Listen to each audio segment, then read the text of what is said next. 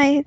तो we are parents का next part episode करते हैं। पिछले पार्ट में हमने देखा था कि वांगजी विंग की हेल्प करने के लिए जियांग मेंशन पर आ गया था और विजिया ने उसे डैड कह के बुलाया था। अब उससे आगे विंग कहता है स्ट्रेंज, मिस्टर लान मेरी मदद कर रहे हैं, वो भी सिर्फ इसलिए कि जिया ने उन्हें अपना डैड कहा। जियांग कहता है वांगजी 7 साल पहले जो तुम्हारे साथ था वो मैं था, विंग नहीं। तो फिर ये तुम्हारी बेटी कैसे हो सकती है? कन कहते हैं mister Chiang, DNA test report से साबित हो चुका है कि विजिया मिस्टर लान की ही बायोलॉजिकल डॉटर है। विंग अपने शौक से बाहर आते हुए कहता है बायोलॉजिकल डॉटर? और ये है जो कि जियांग चेंग को वो डीएनए टेस्ट रिपोर्ट देते हैं, उसे जल्दी से विंग जियांग चेंग के हाथ से छीन कर खुद देखने लगता है, जो कि रिपोर्ट देखकर वांगजी की शकल की ओर देख रहा था। तभी जिया विंग का हाथ नीचे से खींचते हुए कहती है मम्मी, मैंने आपसे कहा नहीं था कि ये मेरे डैडी हैं? तभी वांगजी बहुत ही काम विंग से पूछता है क्या तुम्हारी माँ की एसेस यहाँ पर है? एकदम शॉक कंडीशन में अपना सर हाँ में नोट करता है। तभी वांगजी जियांग फैमिया और मैडम यू की ओर देखता है और बोलता है कि सभी की मदर की एसेस उन्हें वापस करने को। गैकवान जियांग फैमिया वांगजी से कहते हैं कि मिस्टर लान, आप रूल के खिलाफ कैसे जा सकते हैं? विंग की मदर मेरी वाइफ थी तो उसकी हर चीज़ मुझे बिलोंग करती है और वो सोल जियांग हैंशन में रहती थी। पर वांगजी कुछ नहीं सुनता और अपने आदियों को अपने हाथों से इशारा करता है कि वो अंदर जाएं और उसे लेकर आए। पकड़ उसके गार्ड्स अंदर चले जाते हैं और सामान को ढूंढने लगते हैं। जियांग फैमिया और मैडम यू उन सबको रोकने की कोशिश करते हैं, पर वांगजी के आदमी विंग के मदर की एसेस लाकर विंग के सामने रख देते हैं। जियांग वांगजी का हाथ पकड़ते हुए बोलता है वांगजी, ये तुम्हें बेवकूफ़ बना रहा है। तभी वांगजी जियांग चेंग का हाथ छुड़ाता है अपने हाथ से और जिया को अपनी गोद में उठाता है और विंग से कहता है चलो यहाँ से। जियांग अपना हाथ पर पकड़ता है और मैडम यू की ओर देखता है और कहता है मामा प्लीज़ इसका कोई सॉल्यूशन बताइए। भैया और मैडम यू बहुत ही परेशान होकर सोफे पर ही बैठे रहते हैं। जियांग मेंशन से बाहर आकर विंग जब अपनी कार की ओर जाने लगता है तो वांगजी विंग से कहता है कम विथ मी। मिस्टर लान, आज की मदद के लिए शुक्रिया, पर आपको कोई गलत फहमी हुई है शायद। जी आपकी बेटी नहीं है। डीएनए टेस्ट रिपोर्ट में कुछ गड़बड़ी है। तो आपको ऐसा लगता है कि लॉन हॉस्पिटल्स में गलतियाँ होती हैं? जी विंग की ओर देखता है एकदम सीरियस में कहता है विभूषण, मैं तुमसे एक बात सीधे सीधे कह रहा हूँ, जिया मेरी इकलौती बेटी है और तुम मेरी इकलौती बेटी को मुझसे दूर लेकर चले गए। बोलती है डैडी, मम्मी ने फ्यू ईयर्स मतलब कुछ सालों में बहुत कुछ सहा है। जिया की ओर देखता है कहता है जिया से आंखें दिखाता है तो जिया चुप हो जाती है। वांगजी जिया के कान पे किस करता है और कहता है डैडी नो, ये सुनिश्चित करूँगा कि तुम और तुम्हारी मदर एक अच्छी लाइफ जिए फ्यूचर में। जिया खुशी में अपना सर हाँ में नोट करती है। फिर वांगजी विंग की ओर देखता है और कहता है मेरे साथ आओ, मैं अब तुमसे बार बार एक ही बात नहीं बोलने वाला। इतना कहकर वांगजी अपनी कार में बैठ जाता है। विंग अपने मन में सोचता है ओ नहीं, लान फैमिली की पावर को देखा जाए के हिसाब से तो मैं कभी भी वांगजी से अपने बच्चों को नहीं ले पाऊंगा। अगर इस पे कोई कोर्ट केस हुआ तो अभी तो इसने मुझसे सिर्फ जिया को लिया है। विंग वांगजी कार में बैठते हुए सोचता है मुझे सही अवसर का करना चाहिए, उसके बाद मैं जल्द ही अब्रॉड निकल जाऊंगा और उसके बाद वापस लौट के कभी नहीं आऊँगा। कार के अंदर दिखाया जाता है कार चल रही थी तो जिया विंग और वांगजी दोनों का हाथ पकड़े हुए थी।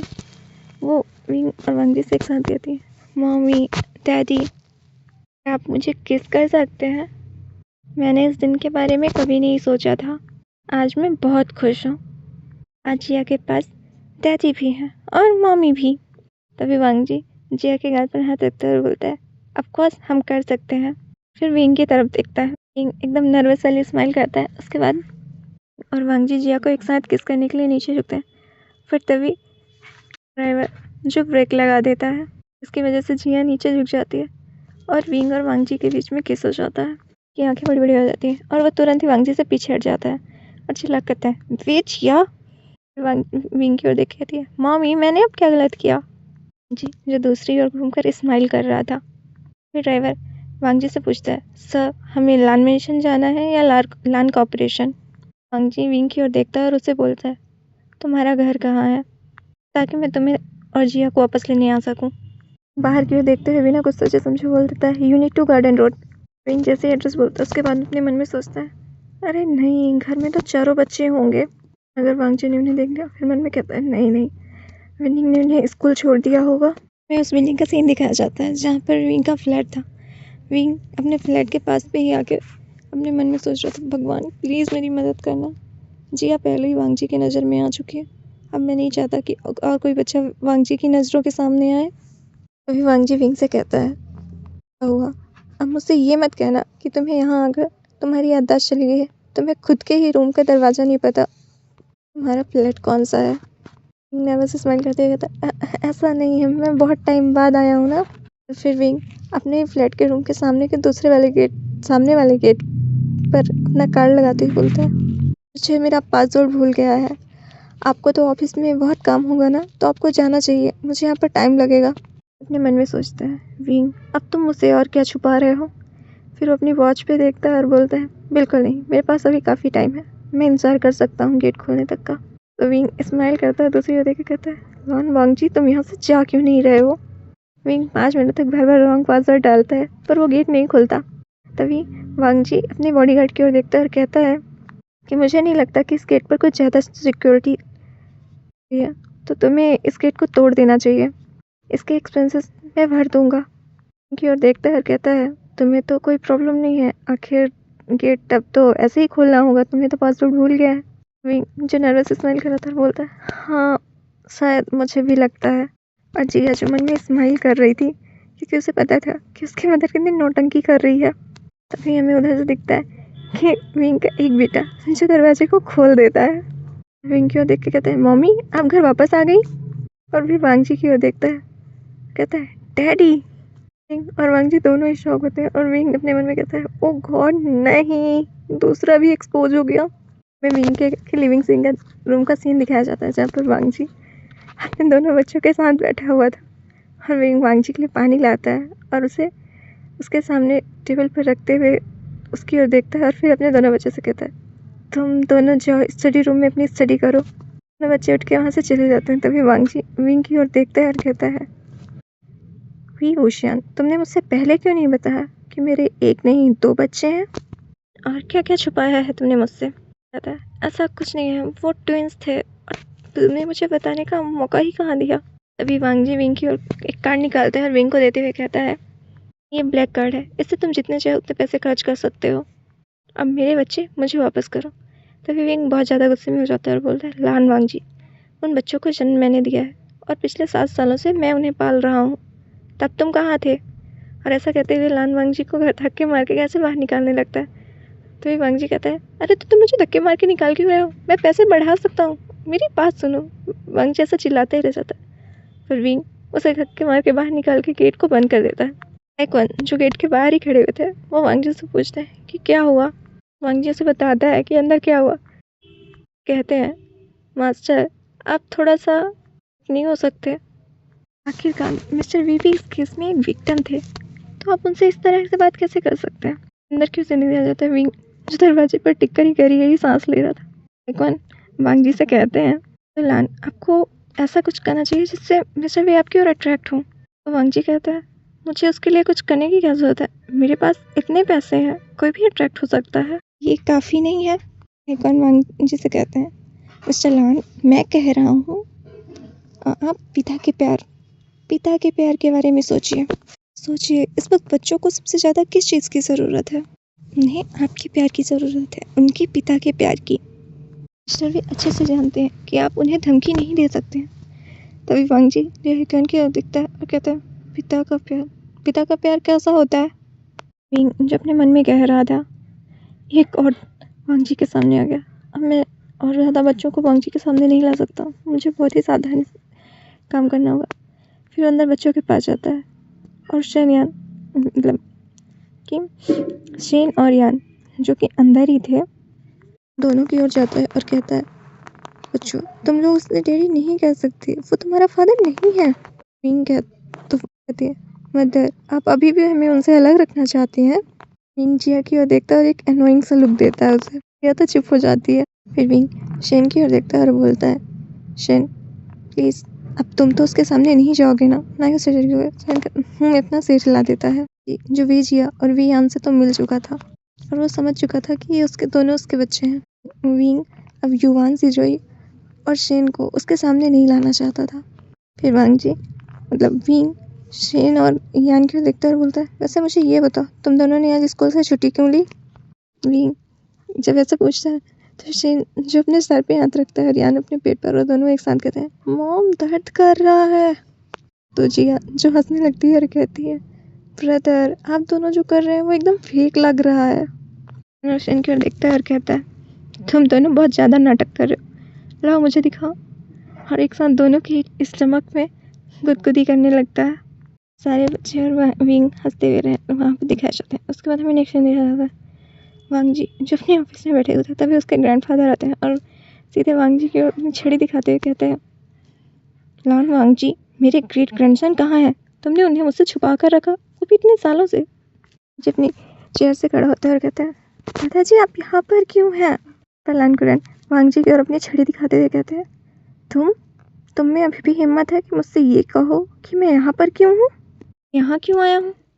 अगर मुझे हैकॉन नहीं बताता तो मुझे तो कभी पता ही नहीं चलता कि तुम्हारे पास एक बेटी भी है। जो वहीं पर थे वांग जी के पीछे, वो अपने मन में अपने आप को कोसते कह रहे, दादाजी आप मुझे क्यों फंसा रहे हैं? मसलन मैं वो 还好意思说，要不是刘哥告诉我，我还不知道你还有个女儿呢。李总，那个我先走啊。没错，您是有个仇。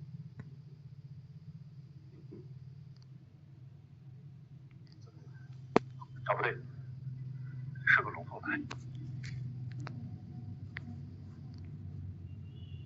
पहले यहाँ से जाता हूँ। तभी वांग जी से रुकते कहते हैं, दैट्स राइट ग्रैंडफादर, आपके पास एक ग्रैंड डॉटर है, मतलब ग्रेट ग्रैंड डॉटर, एंड आपको ये नहीं पता शायद, पर वो ट्विंस हैं। ग्रैंडपा थोड़ा सा पहले शॉक होते हैं, फिर वांग जी की ओर देखते हुए उंगली दिखाकर बोलते हैं, तो वांग जी हाँ में अपना सर नोट करता है। तो फिर ग्रैंडपा खुश होते हुए बोलते हैं, तो फिर तुम बच्चों को वापस लेकर क्यों नहीं आते? वांग जी ग्रैंडपा से कहता है, ग्रैंडफादर बच्चे अपनी माँ के पास हैं। तो पिताजी कहते हैं, तो उन्हें वापस लेकर आओ, तो पैसे दे दो उसके बदले। तो वांग जी कहता है, ये यूजलेस है, मैंने ट्राई किया था पर उसे पैसे नहीं चाहिए। और वो हुए कहते हैं, ऐसा ओमेगा जैसे पैसे नहीं चाहिए? ग्रैंडपा वांग जी की ओर देखते हुए कहते हैं, वह कहाँ है, मैं उससे बात करूँगा, और अगर वो बच्चे तब भी मुझे वापस नहीं करेगा तो मैं उस पर लासूट करूँगा, लासूट फाइल करूँगा। लैंड फैमिली के पास बहुत ही मजबूत लीगल टीम है। कहता है, दादाजी वो बच्चे और वो अपनी मदर के साथ पिछले 7 सालों से उन लोगों के बीच में डीपली फीलिंग्स हैं, तो प्लीज़ इस तरह की बातें करना बंद कीजिए। से बात करते हुए आप किसी 90s की मूवी के विलेन ग्रैंडफादर की तरह लग रहे हैं। ये मेरे खुद का मैटर है और मैं इसे खुद ही सॉल्व कर लूँगा। तभी ग्रैंडपा कहते हैं, लेकिन तभी वांग जी कहता है, और हाँ दादाजी मुझे एक बात और भी पता है कि आप इतनी जल्दी वापस कैसे आ गए हैं अपनी यात्रा से, पर एक चीज़ याद रखिए, लियू हैकॉन हमेशा मेरी ही साइड पर है। वो आपको जो भी मैसेज करते हैं मुझे पता होता है, तो अगर आपने उससे मैसेज या कॉल करके कोई भी कंप्लेंट फाइल करने के बारे में बात की ना, तो मैं आपको बच्चों से नहीं मिलने दूंगा। तभी दादाजी वांग जी की ओर देखते हैं और कहते हैं, यू बास्टर्ड, ठीक है मैं जा रहा हूँ, पर जियांग चेंग के साथ क्या गलत हुआ? तभी वांग जी कहता है, जियांग चेंग वो बस प्रिटेंड कर रहा था कि उस रात वो मेरे साथ था। तो लैंड बोलते हैं, ओह आप तो जियांग चेंग के इंटेंशन समझ ही गए होंगे, आखिरकार आपने ही लैंड कॉर्पोरेशन को इतना बड़ा किया है। दादाजी मैं इतना जानता हूँ कि आपकी इतनी एबिलिटी है कि आप सही और गलत के बीच में फ़र्क कर सकें।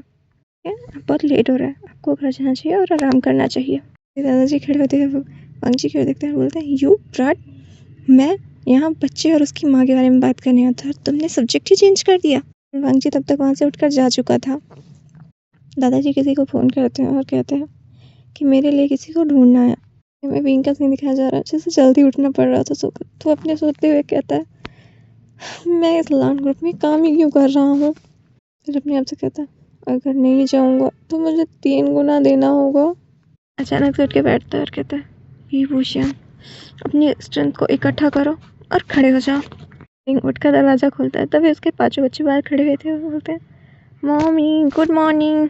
विंग अपने बच्चों से कहता है, बेबीज मुझे सुबह सुबह मत डराओ। से जो विंग की ओर देखता है और कहता है, मॉमी प्लीज़ पहले ब्रश कर लीजिए। भी आगे आके बोलता है, मॉमी प्लीज़ आज मेकअप मत करिएगा, सिंपल ज़्यादा सुंदर लगते हो। ये रही आपकी टॉवल। तभी जिया भी अपने हाथ से कुछ कपड़े आगे करते हुए कहती है, मॉमी ये रही आज की आपकी ड्रेस। भी आगे आता है और कहता है, मॉमी ये रहा आपका ब्रेकफास्ट। आगे आता है और कहता है, मदर ब्रदर्स एंड सिस्टर ने मिलकर सब कुछ कर लिया, उन्होंने मेरे लिए कुछ करने को छोड़ा ही नहीं। But I love you mommy. विंग अपना सर खुशी हंस के एकदम हिलाता है, फिर कहता है, लव यू गाइस, और सबको एक साथ गले लगाता है। विंग तैयार होता है और ऑफिस जाने के लिए बोलता है। बच्चों की ओर देखता है और बोलता है कि मैं ऑफिस जा रहा हूँ, अंकल निंग जल्दी आएंगे और तुम सबको स्कूल लेके जाएंगे। तुम लोग घर पे रहो और कोई शैतानी मत करना, तुम लोगों ने सुना ना। और देखते हैं, कहते हैं मामी बाय बाय। विंग उन्हें बाय बाय बोलकर वहाँ से चला जाता है। जाने के बाद सारे बच्चे एक साथ होते हैं और बोलते हैं, जिया और यान ने डैडी से मिला है। फिर वो सेन की ओर देखते हैं और कहते हैं, अब तुम्हारा क्या, तो तुम भी डैडी से मिलना चाहते हो? मेरे पास अपना तरीका है डैडी से मिलने का, सो डोंट वरी। जिया कहती है, तो ब्रदर क्या आप खुद भी डैडी को ढूंढने जाने वाले हो? सेन हाँ में से लाते, फिर वो कहती है, ये अब आगे का नेक्स्ट सीन में। Bye bye.